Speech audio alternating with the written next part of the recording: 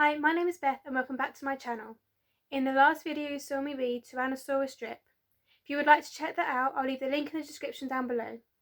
In this video I'll be reading to you The Dinosaur That Pooped a Planet by Tom Fletcher and Dougie Poynter. If you would like to see more videos like this in the future, then make sure you subscribe down below and you've got your post notifications turned on. So let's begin.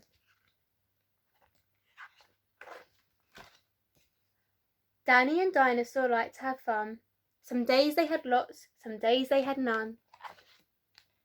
One day they were bored, they had no games to play, and Danny said, "Dinosaur, what shall we do today?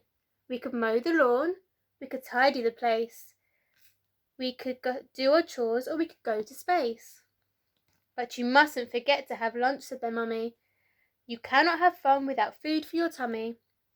So they packed a packed lunch for the Science Museum, where rockets were kept if you wanted to see them. There were hundreds of rockets and spaceship surprises, tall ones and small ones of all shapes and sizes, and one that was ready to launch with a door big enough for a boy and his pet dinosaur. They ignored all the warnings, they couldn't care less. They pressed all the things they shouldn't have pressed. T-minus 5, 4, 3, 2, 1. Ignition! They started their intergalactic space mission. They flew higher than houses and buildings and cranes, much higher than birds, even higher than planes. "We're in space," Danny yelled as they floated around, but the dinosaur's tongue made a rumbling sound. "Is it time to have lunch?" Then he looked at his watch. Then he looked all around for the dino's lunchbox. Danny started to worry, then started to panic. They left their packed lunches back home on their planet. So with no food on board, not the smallest of crumbs, a disastrous dinosaur feast had begun. It gobbled up gadgets and gizmos galore. Nothing was safe from the space dinosaur.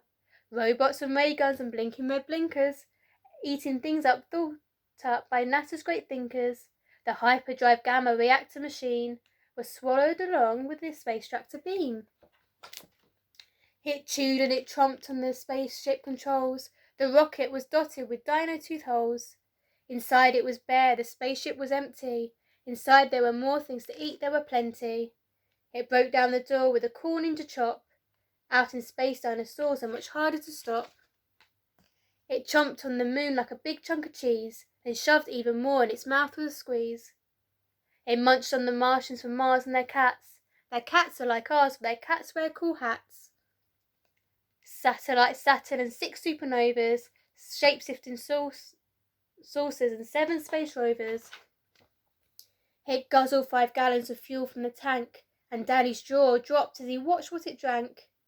With a crunch and a crack and a nom nom nom nom, in one dino gulp, their rocket was gone. Now nothing was left. All Danny could see was a fat dinosaur where the rocket should be. So they were stranded with no way back home, just Danny and Dino in space all alone. Now Danny was crying. He cried and he cried. He cried and his tears filled his spacesuit inside. Unless they were going to stay there forever, the dinosaur needed to do something clever. With a feeling of guilt deep down in his gut, its brain brewed a plan involving his butt. It knew there was only one thing it could do. To get them back home, it needed to poo. Like a poop-powered rocket, the dinosaurs flew. Danny hopped on its back and he watched as it pooed. It pooped out the robots and ray guns and blinkers. The things NASA's thinkers thought up were now stinkers. It pooped out the moon, it pooped out the stars. It pooped the space rovers and Martians from Mars. When Danny looked back, he could see a poop trail from far out to space to the dinosaur's tail. They headed for Earth and they started to orbit. It pooped on the clouds, but the clouds just absorbed it.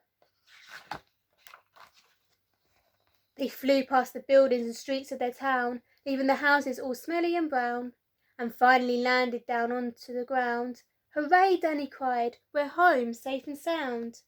They looked to the sky and the things that were pooed had formed a poop planet right next to the moon. And so Danny promised to listen to Mummy, because fun is not fun without food for your tummy. And just when you thought all the pooping was done, a Mars cat plopped out of the dinosaur's bum. That was The Dinosaur That Pooped a Planet. If you like this book, then make sure to give this video a like down below. And in the next video, I'll be reading to you Charlie Cook's favourite book. So if you would like to check that out, make sure you're subscribed and you've turned your post notifications on down below. I hope you're all well, and I'll see you next time. Bye bye.